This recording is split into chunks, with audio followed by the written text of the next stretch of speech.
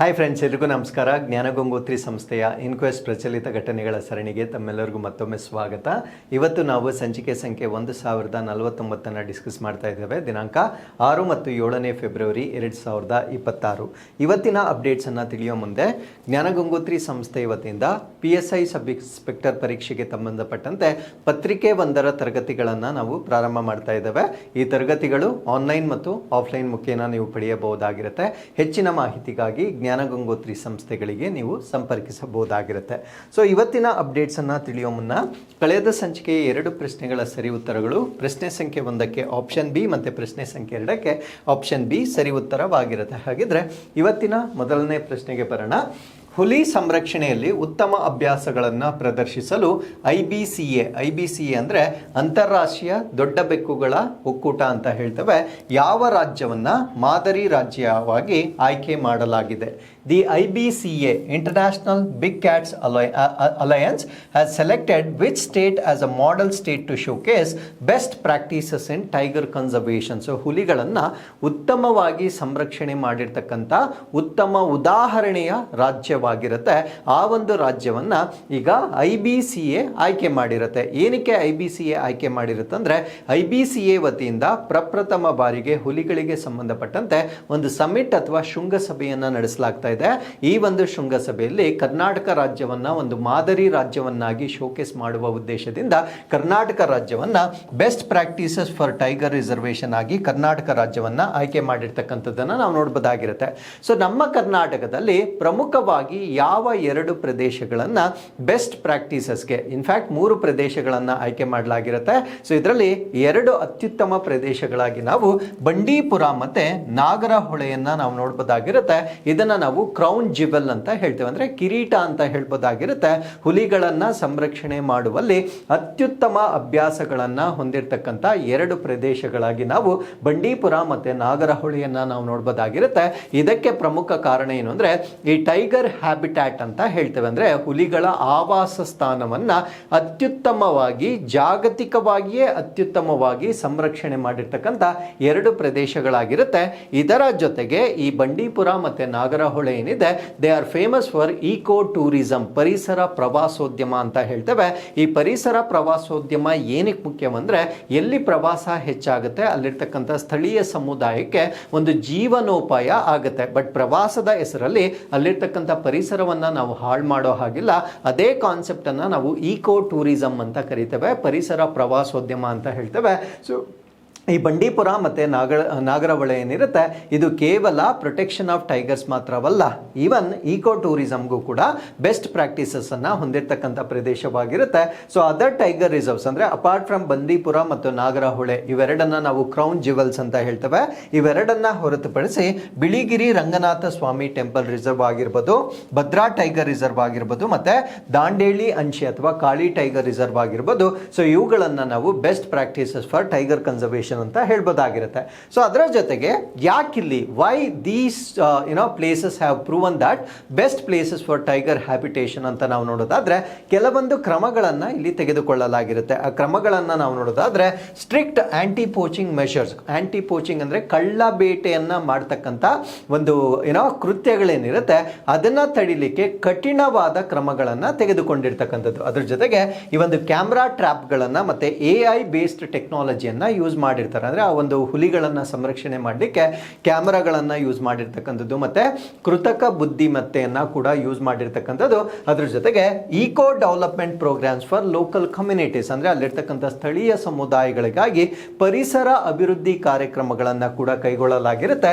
ಅದರ ಜೊತೆಗೆ habitat restoration, ಅಂದ್ರೆ ಆವಾಸ ಸ್ಥಾನ ಏನು ನಷ್ಟವಾಗಿರುತ್ತೆ ಅದನ್ನ ಪುನಃಸ್ಥಾಪನೆ ಮಾಡ್ತಕ್ಕಂಥದ್ದು. ಅದರ ಜೊತೆಗೆ ಕಾರಿಡಾರ್ ಕನೆಕ್ಟಿವಿಟಿ, ಅಂದ್ರೆ ಹುಲಿಗಳ ಒಂದು ಸಂಪರ್ಕಿತ ಪ್ರದೇಶಗಳೇನಿರುತ್ತೆ ಅದನ್ನು ನಾವು ಕಾರಿಡಾರ್ಸ್ ಅಂತ ಹೇಳ್ತೇವೆ.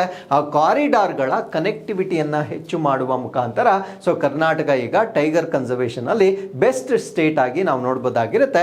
ಸೊ ಇಲ್ಲಿ ನಾವು ವಿ ಕ್ಯಾನ್ ಸಿ ಸೈನ್ಸ್, ವಿಜ್ಞಾನವನ್ನು ನಾವು ನೋಡಬಹುದಾಗಿರುತ್ತೆ. ಕಮ್ಯುನಿಟಿ ಅಂದರೆ ಅಲ್ಲಿರ್ತಕ್ಕಂಥ ಜನ ಸಮುದಾಯವನ್ನು ಕೂಡ ಇಲ್ಲಿ ಇಗ್ನೋರ್ ಮಾಡಲಾಗಿಲ್ಲ. ಸೊ ಅದನ್ನು ಕೂಡ ನಾವು ನೋಡಬಹುದಾಗಿರುತ್ತೆ. ಪೊಲಿಟಿಕಲ್ ವಿಲ್, ಸೊ ಇವೆಲ್ಲ ಬದಲಾವಣೆ ಆಗಬೇಕಾಗಿದ್ರೆ ರಾಜಕೀಯ ಹಿತಾಸಕ್ತಿ ಕೂಡ ಇರಬೇಕಾಗಿರುತ್ತೆ. ಸೊ ಅದನ್ನು ಕೂಡ ನಾವು ನೋಡಬಹುದು. ನೋಡ್ಬೋದಾಗಿರುತ್ತೆ. And wildlife conservation is not possible without its combination. ಅಂದರೆ ಈ ಒಂದು ವನ್ಯಜೀವಿಗಳನ್ನು ಇವೆಲ್ಲ ಕಾಂಬಿನೇಷನ್ ಇಲ್ಲದೆ ನಾವು ಮಾಡಲಿಕ್ಕೆ ಸಾಧ್ಯವಾಗೋದಿಲ್ಲ. ಸೊ ಇವೆಲ್ಲವನ್ನ ಒಟ್ಟಿಗೆ ನಾವು ಕ್ರೋಢೀಕರಿಸುವ ಕಾರಣದಿಂದ ಕರ್ನಾಟಕ ರಾಜ್ಯವನ್ನ ಉತ್ತಮ ಹುಲಿ ಸಂರಕ್ಷಣಾ ರಾಜ್ಯವಾಗಿ ನಾವಿಲ್ಲಿ ನೋಡ್ಬೋದಾಗಿರುತ್ತೆ. ಸೊ ಈ ಒಂದು ನಿಟ್ಟಿನಲ್ಲಿ IBCAಗೆ ಸಂಬಂಧಪಟ್ಟಂತೆ ಮೊದಲ ಇಂಟರ್ನ್ಯಾಷನಲ್ ಬಿಗ್ ಕ್ಯಾಟ್ ಸಮಿಟ್ ಅನ್ನ ಮಾಡಲಾಗ್ತಾ ಇದೆ. ಮೊದಲ ಅಂತಾರಾಷ್ಟ್ರೀಯ ದೊಡ್ಡ ಬೆಕ್ಕುಗಳ ಶೃಂಗಸಭೆಯನ್ನ ನಡೆಸಲಾಗ್ತಾ ಇದೆ. ಈ ಒಂದು ಶೃಂಗಸಭೆಯ ಆತಿಥ್ಯವನ್ನ ವಹಿಸ್ತಾ ಇರ್ತಕ್ಕಂಥ ರಾಷ್ಟ್ರ ನಮ್ಮ ಭಾರತ ರಾಷ್ಟ್ರವಾಗಿರುತ್ತೆ. ಸೊ ಈ ಒಂದು ಶೃಂಗಸಭೆಯನ್ನ ಇದೇ ವರ್ಷ 2026ರಲ್ಲಿ ನಡೆಸಲಾಗುತ್ತೆ. ಹುಲಿಗಳಿಗಾಗಿ ಈ ರೀತಿಯ ಶೃಂಗಸಭೆಯನ್ನ ನಡೆಸ್ತಾ ಇರ್ತಕ್ಕಂಥದ್ದು ಇತಿಹಾಸದಲ್ಲಿಯೇ ಪ್ರಪ್ರಥಮವಾಗಿರ್ತಕ್ಕಂಥ ಉದಾಹರಣೆ ಆಗಿರುತ್ತೆ. ಸೊ ಅದರಿಂದ ಇದೊಂದು ವಿಶೇಷವಾಗಿರ್ತಕ್ಕಂಥ ಐತಿಹಾಸಿಕ ಸಂದರ್ಭ ಅಂತ ನಾವು ಹೇಳ್ಬೋದಾಗಿರುತ್ತೆ. ಸೊ ಹಾಗಿದ್ರೆ ಪ್ರಮುಖ ಟೈಗರ್ ರಿಸರ್ವ್ಸ್ ಅಥವಾ ಪ್ರಮುಖ ಹುಲಿ ಮೀಸಲು ಪ್ರದೇಶಗಳು ಇಲ್ಲಿ ಹೈಲೈಟ್ ಮಾಡಿರ್ತಕ್ಕಂಥದ್ದು ಬಂಡೀಪುರ, ನಾಗರಹೊಳೆ ಮತ್ತು BRT ಅನ್ನು ನಾವು ಪ್ರಮುಖವಾಗಿ ಇಲ್ಲಿ ಹೈಲೈಟ್ ಮಾಡಿರ್ತಕ್ಕಂಥ ಟೈಗರ್ ರಿಸರ್ವ್ಸ್ ಆಗಿ ನಾವು ನೋಡ್ಬೋದಾಗಿರುತ್ತೆ. ಸೊ ನಮ್ಮ ಕರ್ನಾಟಕದಲ್ಲಿ ಪ್ರಸ್ತುತವಾಗಿ 5 ಹುಲಿ ಮೀಸಲು ಪ್ರದೇಶಗಳನ್ನು ನಾವು ನೋಡ್ಬೋದಾಗಿರುತ್ತೆ. ಸೊ ಮೊದಲನೇದು ಉತ್ತರ ಕನ್ನಡ ಜಿಲ್ಲೆಯಲ್ಲಿರ್ತಕ್ಕಂಥದ್ದು. ಇದನ್ನು ನಾವೇನಂತ ಕರಿತೀವಿ ಅಂದರೆ ಕಾಳಿ ಮೀಸಲು ಪ್ರದೇಶ, ಕಾಳಿ ಹುಲಿ ಮೀಸಲು ಪ್ರದೇಶ ಅಂತ ಕರಿತೇವೆ. ಎರಡನೇದು ಚಿಕ್ಕಮಗಳೂರು ಜಿಲ್ಲೆಯಲ್ಲಿರ್ತಕ್ಕಂಥದ್ದು. ಇದನ್ನು ನಾವು ಭದ್ರಾ ಹುಲಿ ಮೀಸಲು ಪ್ರದೇಶ ಅಂತ ಕರಿತೇವೆ.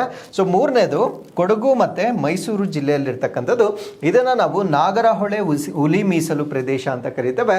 ಸೊ ನಾಗರಹೊಳೆ ಹುಲಿ ಮೀಸಲು ಪ್ರದೇಶ ನಮ್ಮ ಕರ್ನಾಟಕದಲ್ಲಿ 2ನೇ ಅತಿ ಹೆಚ್ಚು ಹುಲಿಗಳನ್ನು ಹೊಂದಿರತಕ್ಕಂಥ ಒಂದು ಪ್ರದೇಶವಾಗಿರುತ್ತೆ. ಸೊ ಅದಾದ್ಮೇಲೆ ಚಾಮರಾಜನಗರ ಜಿಲ್ಲೆಯಲ್ಲಿರ್ತಕ್ಕಂಥ ಬಿಳಿಗಿರಿ ರಂಗನಾಥ ಸ್ವಾಮಿ ಟೆಂಪಲ್ ಹುಲಿ ಮೀಸಲು ಪ್ರದೇಶವಾಗಿರುತ್ತೆ. ಅದಾದ ನಂತರ ಚಾಮರಾಜನಗರ ಜಿಲ್ಲೆಯಲ್ಲಿರ್ತಕ್ಕಂಥ ಬಂಡೀಪುರ ಹುಲಿ ಮೀಸಲು ಪ್ರದೇಶ. ಇದು ನಮ್ಮ ಕರ್ನಾಟಕದಲ್ಲಿಯೇ ಅತಿ ಹೆಚ್ಚು ಹುಲಿಗಳನ್ನು ಹೊಂದಿರತಕ್ಕಂಥ ಒಂದು ಪ್ರದೇಶವಾಗಿರುತ್ತೆ. 2022ರಲ್ಲಿ ನಡೆದಿರ್ತಕ್ಕಂಥ ಹುಲಿ ಗಣತಿಯ ಪ್ರಕಾರ ಬಂಡೀಪುರದಲ್ಲಿ 150 ಹುಲಿಗಳನ್ನು ನಾವು ನೋಡ್ಬೋದಾಗಿರುತ್ತೆ. ಸೊ ಬಂಡೀಪುರಕ್ಕೆ ಸಂಬಂಧಪಟ್ಟಂತೆ ಇನ್ನೊಂದು ಪ್ರಮುಖವಾಗಿರ್ತಕ್ಕಂಥ ಹೈಲೈಟ್ ಏನು ಅಂದರೆ ಬಂಡೀಪುರ ಟೈಗರ್ ರಿಸರ್ವ್ನ ಒಳಗಡೆ ಒಂದು ರಾಷ್ಟ್ರೀಯ ಹೆದ್ದಾರಿ ಹಾದು ಹೋಗುತ್ತೆ. ಆ ಒಂದು ನ್ಯಾಷನಲ್ ಹೈವೇಯನ್ನು ನಾವು NH 766 ಅಂತ ಹೇಳ್ತೇವೆ. ಈ NH 766 ಏನಿದೆ, ಸೊ ಇದನ್ನು ರಾತ್ರಿಯ ವೇಳೆ 9 ಗಂಟೆಯಿಂದ ಬೆಳಗ್ಗೆ 6 ಗಂಟೆಯವರೆಗೂ ಮುಚ್ಚಲಾಗುತ್ತೆ. ಬಿಕಾಸ್ ಹುಲಿಗಳಿಗೆ ಅಥವಾ ಅಲ್ಲಿರ್ತಕ್ಕಂಥ ಬಯೋಡೈವರ್ಸಿಟಿಗೆ ಯಾವುದೇ ರೀತಿಯ ನೈಟ್ ಡಿಸ್ಟರ್ಬೆನ್ಸ್ ಅಥವಾ ಲೈಟ್ ಪೊಲ್ಯೂಷನ್ ಆಗಬಾರದು ಅನ್ನುವ ಕಾರಣಕ್ಕಾಗಿ ಈ ಒಂದು ಹೆದ್ದಾರಿಯನ್ನು ರಾತ್ರಿಯ ವೇಳೆ ಮುಚ್ಚತಕ್ಕಂಥದ್ದು ಕೂಡ ನಿಮಗೆ ಗೊತ್ತಿರಬೇಕಾಗಿರುತ್ತೆ.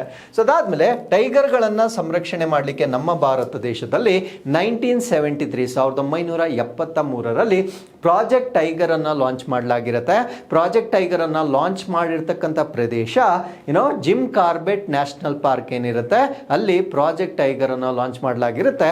ಸೊ ಇವತ್ತು ನಮ್ಮ ಭಾರತ ದೇಶದಲ್ಲಿ ಅತಿ ಹೆಚ್ಚು ಹುಲಿಗಳನ್ನು ಹೊಂದಿರತಕ್ಕಂಥ ಪ್ರದೇಶ ಯಾವುದು ಅಂದರೆ ಜಿಮ್ ಕಾರ್ಬೆಟ್ ನ್ಯಾಷನಲ್ ಪಾರ್ಕ್ ಆಗಿರುತ್ತೆ.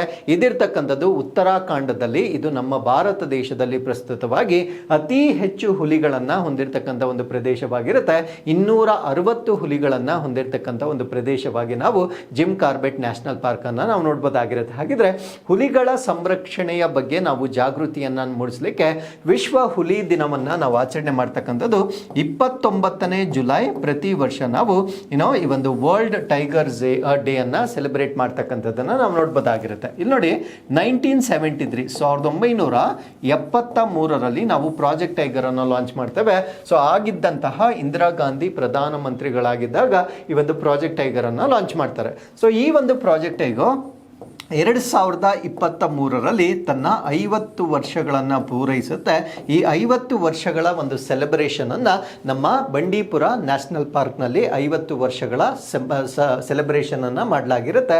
ಸೊ ಇದೇ ಒಂದು ಸಂದರ್ಭದಲ್ಲಿ ನಮ್ಮ ಭಾರತ ದೇಶದ ಪ್ರಧಾನಮಂತ್ರಿಗಳು ಇಂಟರ್ನ್ಯಾಷನಲ್ ಬಿಗ್ ಕ್ಯಾಟ್ ಅಲಯನ್ಸ್ ಅಂತಹ ಒಂದು ಒಕ್ಕೂಟವನ್ನು ಲಾಂಚ್ ಮಾಡಿರ್ತಾರೆ. ಈ ಒಂದು ಒಕ್ಕೂಟದ ಮೊದಲ ಶೃಂಗಸಭೆಯನ್ನು ಈಗ ನಮ್ಮ ಭಾರತ ದೇಶದಲ್ಲಿ 2026ರಲ್ಲಿ ನಡೆಸಲಾಗ್ತಾ ಇದೆ. ಸೊ ಈ ಒಂದು ಶೃಂಗಸಭೆಯ ಸಂದರ್ಭದಲ್ಲಿ ನಮ್ಮ ಕರ್ನಾಟಕವನ್ನು ಮಾದರಿ ರಾಜ್ಯವಾಗಿ ಆಯ್ಕೆ ಮಾಡಿಕೊಂಡಿರ್ತಕ್ಕಂಥದ್ದನ್ನು ನಾವು ನೋಡಬಹುದಾಗಿರುತ್ತೆ. ಸೊ ನಾವು let us understand more about IBCA ಅಂತಕ್ಕಂಥದ್ದು global initiative for big cat conservation. ಅಂದರೆ ಇದೊಂದು ಜಾಗತಿಕವಾಗಿರ್ತಕ್ಕಂಥ ಒಂದು ಅಲಯನ್ಸ್ ಆಗಿರುತ್ತೆ. ದೊಡ್ಡ ಬೆಕ್ಕುಗಳನ್ನು ಸಂರಕ್ಷಣೆ ಮಾಡುವ ಉದ್ದೇಶದಿಂದ ಇದನ್ನು ಸ್ಥಾಪನೆ ಮಾಡಲಾಗಿರುತ್ತೆ. ಸ್ಥಾಪನೆ ಮಾಡಿದ್ಯಾರು? ಇದು ನಮ್ಮ ಭಾರತ ದೇಶದಿಂದ ಸ್ಥಾಪನೆ ಮಾಡಲ್ಪಟ್ಟಿರುತ್ತೆ.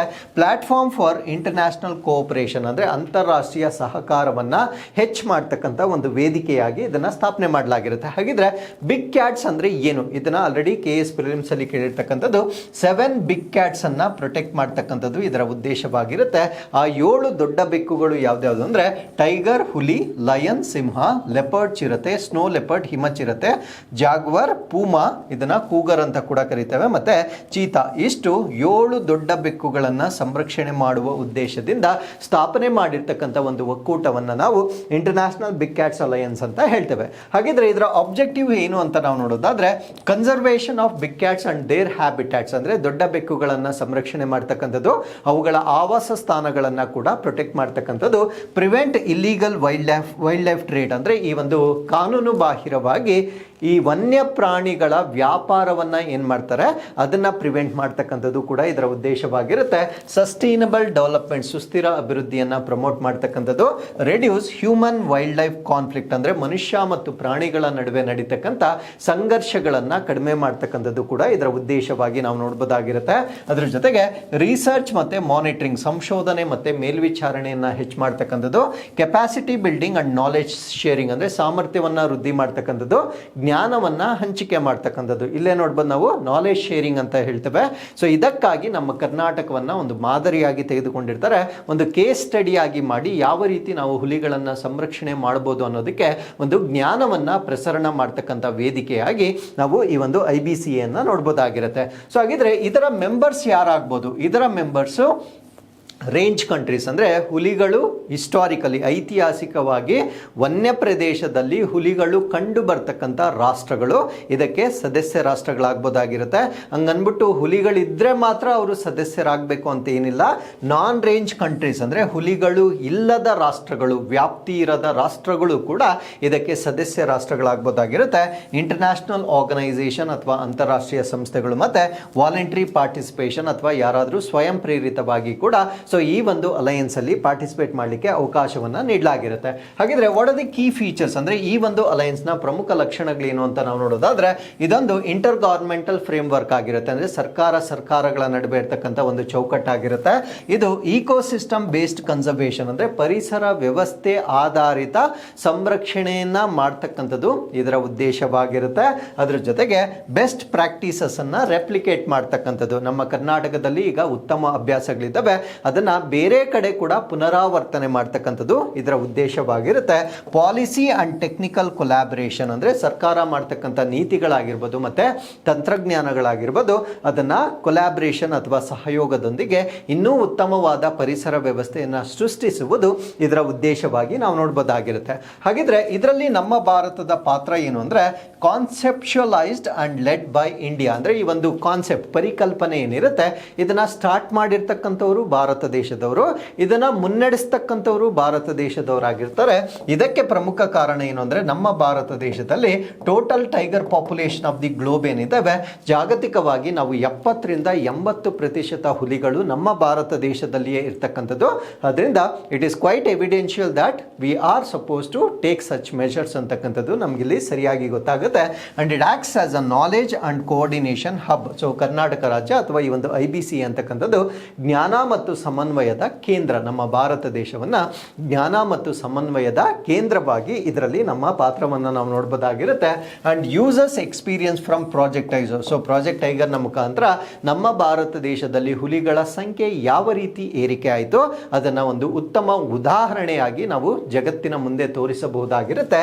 ಅಂಡ್ ಸ್ಟ್ರೆಂಥನ್ಸ್ ಇಂಡಿಯಾಸ್ ಕನ್ಸರ್ವೇಷನ್ ಡಿಪ್ಲೊಮೇಸಿ, ಅಂದ್ರೆ ನಮ್ಮ ಭಾರತ ದೇಶದ ಸಂರಕ್ಷಣಾ ರಾಜತಾಂತ್ರಿಕತೆ ಅಂದ್ರೆ having relations with other countries, ಅಂದ್ರೆ ಬೇರೆ ರಾಷ್ಟ್ರಗಳೊಂದಿಗೆ ಈ ಒಂದು ಉತ್ತಮ ಸಂಬಂಧಗಳನ್ನ ಹೊಂದುವುದನ್ನ ನಾವು ಈ ಸಂರಕ್ಷಣಾ ಮಾರ್ಗದ ಮುಖಾಂತರ ಬೇರೆ ರಾಷ್ಟ್ರಗಳಲ್ಲಿ ಒಂದು ಡಿಪ್ಲೊಮಸಿಯನ್ನ ಹೆಚ್ಚು ಮಾಡಲಿಕ್ಕೆ ಇದೊಂದು ಉತ್ತಮವಾಗಿರ್ತಕ್ಕಂಥ ಅವಕಾಶವಾಗಿರುತ್ತೆ. ಹಾಗಿದ್ರೆ ಈ ಒಂದು ಅಲಯನ್ಸ್ ನ ಸಿಗ್ನಿಫಿಕೆನ್ಸ್ ಅಥವಾ ಮಹತ್ವವೇನು ಅಂತ ನಾವು ನೋಡೋದಾದ್ರೆ protection of keystone species, ಹುಲಿಗಳನ್ನ ಅಥವಾ ಮಾಂಸಾಹಾರಿ ಪ್ರಾಣಿಗಳನ್ನ ಪರ್ಟಿಕ್ಯುಲರ್ಲಿ ನಮ್ಮ ಒಂದು ಪರಿಸರ ಪಿರಮಿಡ್ ಏನಿದೆ ಆ ಪಿರಮಿಡ್ ನ ಅಪೆಕ್ಸ್ ಅಥವಾ ತುದಿಯಲ್ಲಿ ಬರ್ತಕ್ಕಂಥ ಮಾಂಸಾಹಾರಿ ಪ್ರಾಣಿಗಳನ್ನ ನಾವು ಕೀಸ್ಟೋನ್ ಸ್ಪೀಶೀಸ್ ಅಂತ ಕರಿತೇವೆ. ಕಾರಣ ಏನು ಅಂದರೆ, ಯಾವಾಗ ಕೀಸ್ಟೋನ್ ಸ್ಪೀಶೀಸ್ ಇರ್ತವೆ ಅದರ ಕೆಳಗಡೆ ಇರ್ತಕ್ಕಂಥ ಹರ್ಬಿವೋರ್ಸ್ ಅಥವಾ ಸಸ್ಯಾಹಾರಿ ಪ್ರಾಣಿಗಳ ಪಾಪ್ಯುಲೇಷನ್ ಅನ್ನ ಅವು ಕಂಟ್ರೋಲ್ ಮಾಡುತ್ತೆ.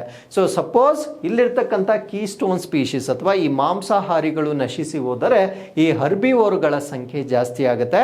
ಯಾವಾಗ ಸಸ್ಯಾಹಾರಿಗಳ ಸಂಖ್ಯೆ ಜಾಸ್ತಿ ಆಗುತ್ತೆ, ಸಸ್ಯಾಹಾರಿಗಳ ಕೆಳಗಡೆ ಇರ್ತಕ್ಕಂಥ ಸಸ್ಯಗಳು, ಇದನ್ನ ನಾವು ಪ್ರೊಡ್ಯೂಸರ್ಸ್ ಅಥವಾ ಉತ್ಪಾದಕರು ಅಂತ ಕರಿತೇವೆ, ಉತ್ಪಾದಕರು ನಾಶವಾಗುತ್ತೆ. ಉತ್ಪಾದಕರ ನಾಶ ಅಂದ್ರೆ ಅರಣ್ಯ ನಾಶ ಅಂತ ಹೇಳ್ಬೋದಾಗಿರುತ್ತೆ. ಸೊ ಅದರಿಂದ ಎಂಟೈರ್ ಇಕೋಸಿಸ್ಟಮ್ ಅಂತಕ್ಕಂಥದ್ದು ಕೊಲ್ಯಾಪ್ಸ್ ಆಗುತ್ತೆ.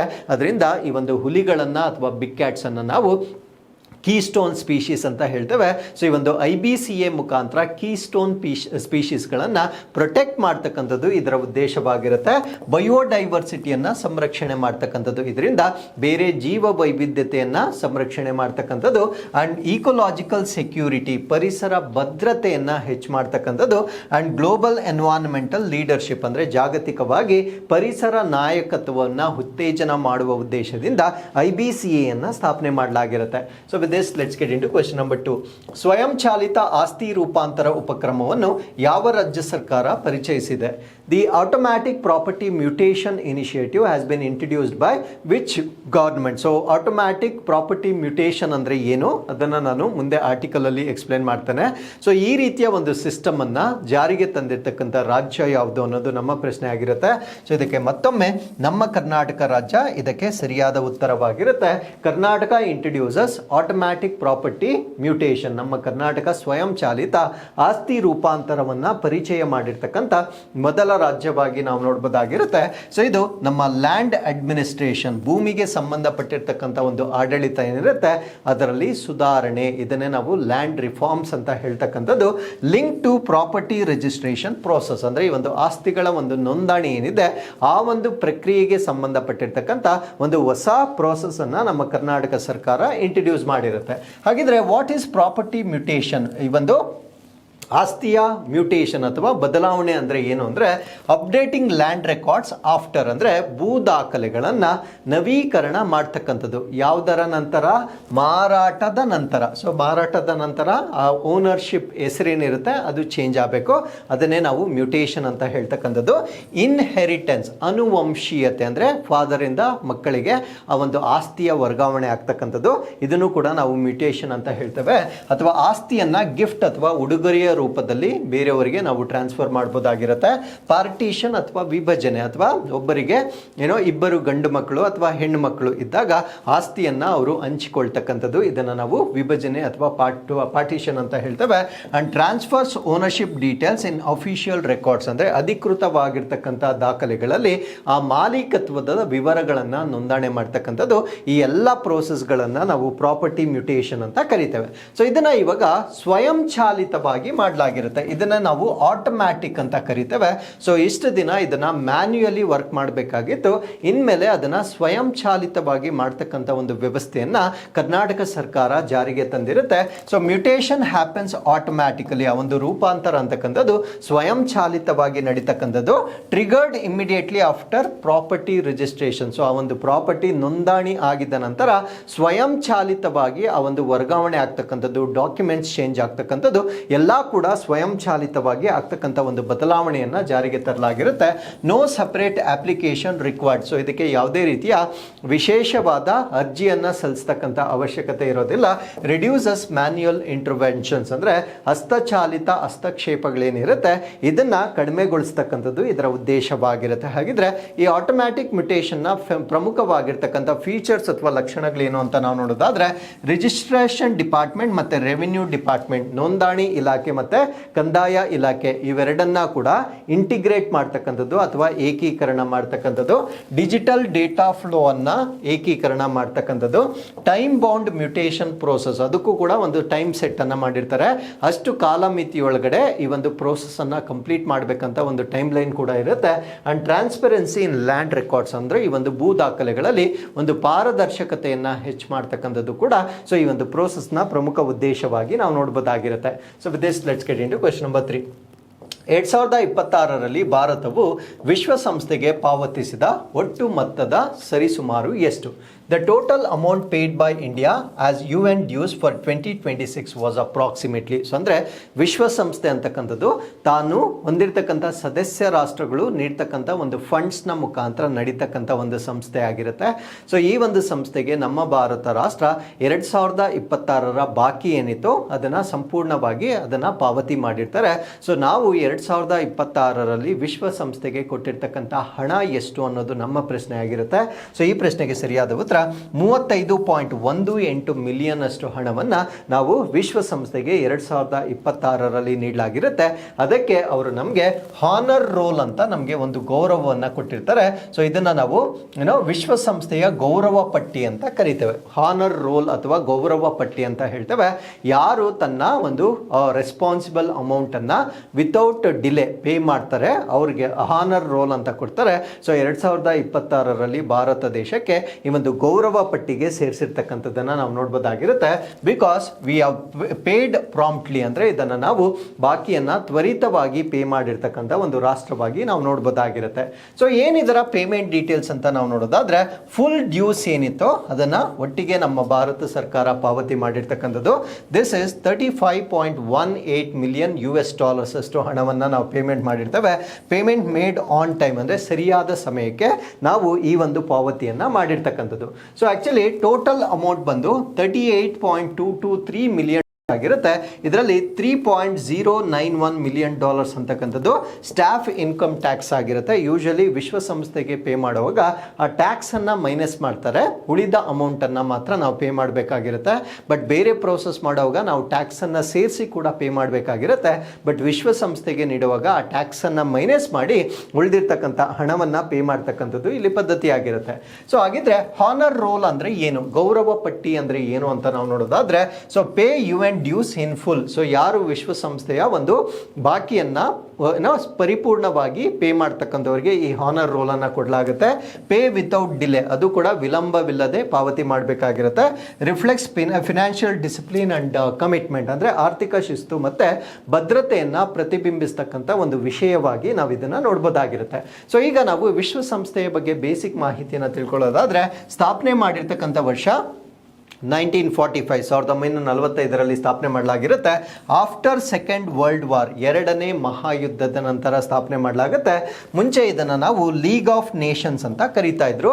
ಸೊ ಲೀಗ್ ಆಫ್ ನೇಷನ್ಸ್ನ ಸಕ್ಸಸರ್ ಅಥವಾ ಮುಂದಿನ ಭಾಗವಾಗಿ ಇದನ್ನು ಸ್ಥಾಪನೆ ಮಾಡಿರ್ತಾರೆ. ಬಿಕಾಸ್ ಲೀಗ್ ಆಫ್ ನೇಷನ್ಸ್ ಅಂತಕ್ಕಂಥದ್ದು ಅಷ್ಟು ಸಕ್ಸಸ್ಫುಲ್ ಆಗಿರೋದಿಲ್ಲ, ಅದರಿಂದ ಇದನ್ನು ವಿಶ್ವಸಂಸ್ಥೆ ಅಂತ ಬದಲಾವಣೆ ಮಾಡಿ ಮುಂದುವರಿಸಲಾಗುತ್ತೆ. ಸೊ ಏನಿದರ ಉದ್ದೇಶಗಳು, ಯಾವ ಕಾರಣಕ್ಕಾಗಿ ವಿಶ್ವಸಂಸ್ಥೆಯನ್ನು ಸ್ಥಾಪನೆ ಮಾಡಲಾಗಿರುತ್ತೆ ಅಂದರೆ, maintain international peace and security, ಅಂತಾರಾಷ್ಟ್ರೀಯ ಶಾಂತಿ ಮತ್ತೆ ಭದ್ರತೆಯನ್ನು ಕಾಪಾಡ್ತಕ್ಕಂಥದ್ದು. Promote friendly relations among the nations, ಅಂದರೆ ರಾಷ್ಟ್ರಗಳ ನಡುವೆ ಒಂದು ಸ್ನೇಹಪರ ಸಂಬಂಧಗಳನ್ನು ಹೆಚ್ಚು ಮಾಡ್ತಕ್ಕಂಥದ್ದು. ಆ್ಯಂಡ್ ಅಚೀವ್ ಇಂಟರ್ನ್ಯಾಷನಲ್ ಕೋಆಪರೇಷನ್, ಅಂತಾರಾಷ್ಟ್ರೀಯ ಸಹಕಾರವನ್ನು ಸಾಧಿಸ್ತಕ್ಕಂಥದ್ದು. ಹ್ಯೂಮನ್ ರೈಟ್ಸ್ ಅಥವಾ ಮಾನವ ಹಕ್ಕುಗಳ ಉಲ್ಲಂಘನೆಯನ್ನು ತಡೀತಕ್ಕಂಥದ್ದು. Support social and economic development, ಸಾಮಾಜಿಕ ಮತ್ತು ಆರ್ಥಿಕ ಅಭಿವೃದ್ಧಿಯನ್ನು ಬೆಂಬಲ ನೀಡ್ತಕ್ಕಂಥದ್ದು ಇದರ ಉದ್ದೇಶವಾಗಿರುತ್ತೆ. ಸೊ ಇದರಲ್ಲಿ ಪ್ರಸ್ತುತವಾಗಿ 193 ಸದಸ್ಯ ರಾಷ್ಟ್ರಗಳನ್ನು ನೋಡಬಹುದಾಗಿರುತ್ತೆ. Sovereign equality of all members, ಅಂದರೆ ಎಲ್ಲ ಸದಸ್ಯರಿಗೂ ಸಾರ್ವಭೌಮ ಸಮಾನತೆಯನ್ನು ನೀಡಲಾಗಿರ್ತಕ್ಕಂಥದ್ದು. India is the founding member ಅಥವಾ ಭಾರತ ರಾಷ್ಟ್ರ ಸಂಸ್ಥಾಪನಾ ಸದಸ್ಯ ರಾಷ್ಟ್ರವಾಗಿ ಕೂಡ ನಮ್ಮ ಭಾರತ ರಾಷ್ಟ್ರವನ್ನು ನೋಡಬಹುದಾಗಿರುತ್ತೆ. ಸೊ ವಿಶ್ವಸಂಸ್ಥೆಯಲ್ಲಿ ಕೆಲವೊಂದು ಪ್ರಿನ್ಸಿಪಲ್ ಆರ್ಗನ್ಸ್ ಅಥವಾ ಪ್ರಧಾನ ಅಂಗಗಳು ಅಂತ ಇರುತ್ತೆ. ಸೊ ಇದರಲ್ಲಿ ಜನರಲ್ ಅಸೆಂಬ್ಲಿ ಅಥವಾ ಸಾಮಾನ್ಯ ಸಭೆ ಎಲ್ಲ ಪ್ರಮುಖ ನಿರ್ಧಾರಗಳನ್ನು ಸಾಮಾನ್ಯ ಸಭೆಯ ಮುಖಾಂತರ ತೆಗೆದುಕೊಳ್ತಕ್ಕಂಥದ್ದು. ಸೆಕ್ಯೂರಿಟಿ ಕೌನ್ಸಿಲ್ ಅಥವಾ ಭದ್ರತಾ ಮಂಡಳಿ ಅಂತ ಬರುತ್ತೆ. ಎಕನಾಮಿಕ್ ಮತ್ತು ಸೋಷಿಯಲ್ ಕೌನ್ಸಿಲ್ ಅಂತ ಬರುತ್ತೆ. ಆರ್ಥಿಕ ಮತ್ತು ಸಾಮಾಜಿಕ ಮಂಡಳಿ ಅಂತ ಬರುತ್ತೆ. ಇಂಟರ್ನ್ಯಾಷನಲ್ ಕೋರ್ಟ್ ಆಫ್ ಜಸ್ಟಿಸ್, ಅಂತಾರಾಷ್ಟ್ರೀಯ ನ್ಯಾಯಾಂಗ ಅಥವಾ ನ್ಯಾಯಾಲಯ ಅಂತ ಹೇಳ್ಬೋದಾಗಿರುತ್ತೆ. ರಾಷ್ಟ್ರಗಳ ನಡುವೆ ಇರ್ತಕ್ಕಂಥ ವ್ಯಾಜ್ಯಗಳನ್ನು ಬಗೆಹರಿಸ್ತಕ್ಕಂಥ ಒಂದು ಕೋರ್ಟ್ ಆಗಿರುತ್ತೆ. ಸೆಕ್ರೆಟರಿಯೇಟ್ ಅಥವಾ ಸಚಿವಾಲಯ ಅಥವಾ ಕಾರ್ಯಾಲಯ ಅಂತ ಒಂದು ಬರುತ್ತೆ. ಟ್ರಸ್ಟ್ಶಿಪ್ ಕೌನ್ಸಿಲ್ ಅಂತ ಬರುತ್ತೆ. ಇದನ್ನ ಈಗ ಡಿಕಮಿಷನ್ ಮಾಡಿರ್ತಕ್ಕಂಥ ಅಂತಕ್ಕಂಥದ್ದು ನಿಮಗೆ ಗೊತ್ತಿರಬೇಕಾಗಿರುತ್ತೆ. ಇಷ್ಟು UN ನಲ್ಲಿರ್ತಕ್ಕಂಥ ಪ್ರಿನ್ಸಿಪಲ್ ಆರ್ಗನ್ಸ್ ಆಗಿ ನಾವು ನೋಡ್ಬೋದಾಗಿರುತ್ತೆ. ಸೊ ಇದರಲ್ಲಿ ಯುನೈಟೆಡ್ ನೇಷನ್ ಸೆಕ್ಯೂರಿಟಿ ಕೌನ್ಸಿಲ್ ಏನಿರುತ್ತೆ ಇದು ಪೀಸ್ ಅಂಡ್ ಸೆಕ್ಯೂರಿಟಿ, ಶಾಂತಿ ಮತ್ತು ಭದ್ರತೆಯನ್ನ ಜವಾಬ್ದಾರಿಯಾಗಿ ನಾವು ತಗೋಬೋದಾಗಿರುತ್ತೆ. ಸೊ ಇದರಲ್ಲಿ 5 ಪರ್ಮನೆಂಟ್ ಮೆಂಬರ್ಸ್ ಇರ್ತಾರೆ, 5 ಕಾಯಂ ಸದಸ್ಯರನ್ನ ನಾವು ನೋಡ್ಬೋದಾಗಿರುತ್ತೆ. 10 ನಾನ್ ಪರ್ಮನೆಂಟ್ ಮೆಂಬರ್ಸ್ ಅಂದ್ರೆ ಕಾಯಂ ಏತರವಾಗಿರ್ತಕ್ಕಂಥ 10 ಸದಸ್ಯರು, ಒಟ್ಟು 15 ಸದಸ್ಯರನ್ನ ನಾವಿಲ್ಲಿ ನೋಡ್ಬೋದಾಗಿರುತ್ತೆ.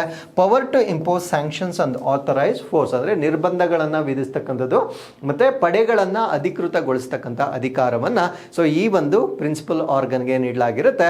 ಆ 5 ಪರ್ಮನೆಂಟ್ ಮೆಂಬರ್ಸ್ ಯಾರ್ಯಾರು ಅಂದ್ರೆ ಯುನೈಟೆಡ್ ಸ್ಟೇಟ್ಸ್ ಅಂದ್ರೆ America, Russia, China, United Kingdom ಮತ್ತೆ ಫ್ರಾನ್ಸ್. ಇದರಲ್ಲಿರ್ತಕ್ಕಂಥ 5 ಶಾಶ್ವತ ಸದಸ್ಯರಾಗಿರ್ತಾರೆ. ಸೊ ಇವರಿಗೆ ಒಂದು ವೆಟೋ ಪವರ್ ಅಂತ ನೀಡಲಾಗಿರುತ್ತೆ. ವೆಟೋ ಪವರ್ ಅಂದ್ರೆ ಈಗ ನಾನು ಒಂದು ಹೊಸ ಕಂಟ್ರಿ ನಾನು ಶಾಶ್ವತ ಸದಸ್ಯನಾಗಬೇಕಾಗಿದ್ರೆ ಎಲ್ಲಾ 5 ರಾಷ್ಟ್ರಗಳು ಅಂಗೀಕಾರ ಮಾಡಿದ್ರೆ ಮಾತ್ರ I can become permanent member of UN security council. But unfortunately ಯಾವುದಾದ್ರೂ ಒಂದು ಕಂಟ್ರಿ ವೆಟೋ ಮಾಡಿದ್ರು ಕೂಡ ಆ ಒಂದು ಕಂಟ್ರಿಯನ್ನ ಸೇರಿಸ್ಕೊಳ್ಳಿಕ್ಕೆ ಸಾಧ್ಯವಾಗೋದಿಲ್ಲ. ಸೊ ಇಂಡಿಯಾ ಯಾಕೆ ಪರ್ಮನೆಂಟ್ ಮೆಂಬರ್ ಆಗಲಿಕ್ಕೆ ಸಾಧ್ಯವಾಗ್ತಾ ಇಲ್ಲ ಅಂದ್ರೆ ಬಿಕಾಸ್ ಆಫ್ ಚೈನಾ ನಮ್ಮನ್ನು ಯಾವಾಗಲೂ ವೆಟೋ ಮಾಡ್ತಕ್ಕಂಥದ್ದನ್ನು ನಾವಿಲ್ಲಿ ಗಮನಿಸಬಹುದಾಗಿರುತ್ತೆ. ಸೊ ಅದು ಬಿಟ್ಟರೆ ಈ ನಾನ್ ಪರ್ಮನೆಂಟ್ ಮೆಂಬರ್ಸ್ಗಳಲ್ಲಿ ಇಂಡಿಯಾ ಕೂಡ ಬರ್ತಕ್ಕಂಥದ್ದನ್ನು ನಾವಿಲ್ಲಿ ಗಮನಿಸಬಹುದಾಗಿರುತ್ತೆ. ಸೊ ಇನ್ನು ಇಂಟರ್ನ್ಯಾಷನಲ್ ಕೋರ್ಟ್ ಆಫ್ ಜಸ್ಟಿಸ್ ಏನಿರುತ್ತೆ ಇದು ಜುಡಿಷಿಯಲ್ ಆರ್ಗನ್ ಆಗಿರುತ್ತೆ, ಅಂದ್ರೆ ನ್ಯಾಯವನ್ನ ನೀಡ್ತಕ್ಕಂಥ ವಿಶ್ವಸಂಸ್ಥೆಯ ಒಂದು ಅಂಗವಾಗಿ ನಾವು ನೋಡಬಹುದಾಗಿರುತ್ತೆ. ಸೊ ಇದು ರಾಷ್ಟ್ರಗಳ ನಡುವೆ ಇರತಕ್ಕಂಥ ಡಿಸ್ಪ್ಯೂಟ್ಗಳನ್ನ ಇದು ಕಡಿಮೆ ಮಾಡ್ತಕ್ಕಂಥದ್ದು, ಅದ್ರ ಜೊತೆಗೆ ಸಲಹೆಗಳನ್ನ ಮತ್ತೆ ಅಭಿಪ್ರಾಯಗಳನ್ನ ನೀಡ್ತಕ್ಕಂಥದ್ದು ಕೂಡ ಇದರ ಜವಾಬ್ದಾರಿ ಆಗಿರುತ್ತೆ. ಸೊ ಇದರ ಮೇಜರ್ ಏರಿಯಾಸ್ ಆಫ್ ವರ್ಕ್ ಏನಿದೆ, ಪೀಸ್ ಕೀಪಿಂಗ್ ಆಪರೇಷನ್ಸ್ ಅಂದರೆ ಶಾಂತಿ ಪಾಲನಾ ಕಾರ್ಯಾಚರಣೆಗಳನ್ನು ಮಾಡ್ತಕ್ಕಂಥದ್ದು, ಹ್ಯೂಮನ್ ರೈಟ್ಸ್ ಅನ್ನು ಪ್ರೊಟೆಕ್ಟ್ ಮಾಡ್ತಕ್ಕಂಥದ್ದು ಅಥವಾ ಮಾನವ ಹಕ್ಕುಗಳ ಉಲ್ಲಂಘನೆಯನ್ನು ಸಂರಕ್ಷಣೆ ಮಾಡ್ತಕ್ಕಂಥದ್ದು, ಸುಸ್ಥಿರ ಅಭಿವೃದ್ಧಿ, ಕ್ಲೈಮೇಟ್ ಆಕ್ಷನ್ ಹವಾಮಾನ ಕ್ರಮ, ಹ್ಯುಮ್ಯಾನಿಟೇರಿಯನ್ ಅಸಿಸ್ಟೆನ್ಸ್ ಅಥವಾ ಮಾನವೀಯ ನೆರವು, ಇಂಟರ್ನ್ಯಾಷನಲ್ ಲಾ ಅಥವಾ ಅಂತಾರಾಷ್ಟ್ರೀಯ ಕಾನೂನನ್ನು ಕಾಪಾಡ್ತಕ್ಕಂಥದ್ದು. ಸೊ ಇದರ ಜವಾಬ್ದಾರಿತ ಕೆಲಸಗಳಾಗಿ ನಾವು ನೋಡ್ಬೋದಾಗಿರುತ್ತೆ. ಹಾಗಿದ್ರೆ what are the human documents ಅಂದರೆ ವಿಶ್ವಸಂಸ್ಥೆಯ ಪ್ರಮುಖ ದಾಖಲೆಗಳು ಯಾವುದು ಅಂತ ನಾವು ನೋಡೋದಾದ್ರೆ UN ಚಾರ್ಟರ್ ಅಂತಕ್ಕಂಥದ್ದು ಅದರ ದಾಖಲೆ. ಇಟ್ಸ್ ಲೈಕ್ ಆರ್ ಕಾನ್ಸ್ಟಿಟ್ಯೂಷನ್, ನಾವು ಸಂವಿಧಾನ ಅಂತ ನಾವು ಹೇಗೆ ಕರಿತೇವೆ ಸೊ ಅದೇ ರೀತಿ ವಿಶ್ವಸಂಸ್ಥೆಯ ಪ್ರಮುಖ ದಾಖಲೆಯನ್ನ UN ಚಾರ್ಟರ್ ಅಂತ ಹೇಳ್ಬೋದಾಗಿರುತ್ತೆ. Universal declaration for human rights ಅಂದ್ರೆ ಮಾನವ ಹಕ್ಕುಗಳ ಸಾರ್ವತ್ರಿಕ ಘೋಷಣೆ ಅಂತಕ್ಕಂಥದ್ದು ಅವರ ಇನ್ನೊಂದು ಡಾಕ್ಯುಮೆಂಟ್ ಆಗಿರುತ್ತೆ. ಅಂಡ್ ಸಸ್ಟೈನಬಲ್ ಡೆವಲಪ್ಮೆಂಟ್ ಗೋಲ್ಸ್ ಅಥವಾ ಸುಸ್ಥಿರ ಅಭಿವೃದ್ಧಿ ಗುರಿಗಳು ಕೂಡ ವಿಶ್ವಸಂಸ್ಥೆಯ ಒಂದು ಡಾಕ್ಯುಮೆಂಟ್ಸ್ ಆಗಿ ನಾವು ನೋಡಬಹುದಾಗಿರುತ್ತೆ. So with this let's get into question number 4. ಸಹಕಾರಿ ಆಧಾರಿತ ಟ್ಯಾಕ್ಸಿ ಸೇವೆಯನ್ನು ಯಾವ ಸರ್ಕಾರದ ದೃಷ್ಟಿಕೋನದೊಂದಿಗೆ ಹೊಂದಲಾಗುತ್ತಿದೆ?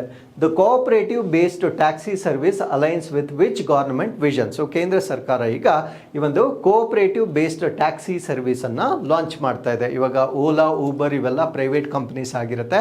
ಅದೇ ರೀತಿ ಸರ್ಕಾರದ ಮಟ್ಟದಲ್ಲಿ ಇದೇ ಒಂದು ಟ್ಯಾಕ್ಸಿ ಸರ್ವಿಸ್ ಅನ್ನು ಲಾಂಚ್ ಮಾಡ್ತಾ ಇದೆ. ಅದು ಸರ್ಕಾರದ ಯಾವ ದೃಷ್ಟಿಕೋನದ ಅಡಿಯಲ್ಲಿ ಪ್ರಾರಂಭ ಮಾಡಲಾಗ್ತಾ ಇದೆ ಅನ್ನೋದು ನಮ್ಮ ಪ್ರಶ್ನೆ ಆಗಿರುತ್ತೆ. ಸೊ ಈ ಪ್ರಶ್ನೆಗೆ ಸರಿಯಾದ ಉತ್ತರ ಸಹಕಾರ ಸೇ ಸಮೃದ್ಧಿ ಅಂತ ಹೇಳ್ತೇವೆ. ಅಂದ್ರೆ ಈ ಒಂದು ಕೋಆಪರೇಟಿವ್ ಸೊಸೈಟೀಸ್ ಅಂತಕ್ಕಂಥದ್ದು ಸಹಕಾರದಿಂದ ಏಳಿಗೆಯನ್ನ ಹೊಂದತಕ್ಕಂಥದ್ದು. ಇದೇ ರೀತಿ ಸಹಕಾರದಿಂದ ಸಮೃದ್ಧಿಯನ್ನ ಹೊಂದುವ ಒಂದು ಉದ್ದೇಶದಿಂದ ಈ ಟ್ಯಾಕ್ಸಿ ಸರ್ವಿಸ್ ಅನ್ನ ಈಗ ಕೇಂದ್ರ ಸರ್ಕಾರ ಪ್ರಾರಂಭ ಮಾಡ್ತಾ ಇರ್ತಕ್ಕಂಥದ್ದು. ಇದನ್ನ ನಾವೇನಂತ ಕರಿತೀವಿ ಅಂದ್ರೆ ಭಾರತ್ ಟ್ಯಾಕ್ಸಿ ಅಂತ ಹೇಳ್ತೇವೆ. First cooperative taxi service in India. ನಮ್ಮ ಭಾರತ ದೇಶದಲ್ಲಿ ಸಹಕಾರ ಕಾನ್ಸೆಪ್ಟ್ ಅಥವಾ ಪರಿಕಲ್ಪನೆಯ ಆಧಾರದ ಮೇಲೆ ಪ್ರಪ್ರಥಮ ಟ್ಯಾಕ್ಸಿ ಸರ್ವಿಸ್ ಆಗಿ ಈ ಭಾರತ್ ಟ್ಯಾಕ್ಸಿಯನ್ನ ಈಗ ಪ್ರಾರಂಭ ಮಾಡ್ತಾ ಇದ್ದಾರೆ. This is the first cooperative based taxi service in India under cooperative sector framework. ಅಂದ್ರೆ ಈ ಒಂದು ಸಹಕಾರಿ ಸಂಘಗಳ ಚೌಕಟ್ಟಿನ ಅಡಿಯಲ್ಲಿ ಇದನ್ನ ಸ್ಥಾಪನೆ ಮಾಡ್ತಕ್ಕಂಥ ನಿರ್ಧಾರವನ್ನ ತೆಗೆದುಕೊಂಡಿರ್ತಾರೆ. ಹಾಗಿದ್ರೆ ಯಾರು ಇದರಲ್ಲಿ ಸೇರ್ಕೊಳ್ಬಹುದು ಅಂದ್ರೆ owned and operated by driver members. ಅಂದ್ರೆ ಈ ಒಂದು ಸಹಕಾರಿ ಸಂಘವನ್ನ ಚಾಲಕ ಸದಸ್ಯರ ಒಡೆತನ ಮತ್ತು ನಿರ್ವಹಣೆಯಲ್ಲಿ ನಡೆಸ್ತಕ್ಕಂಥದ್ದು.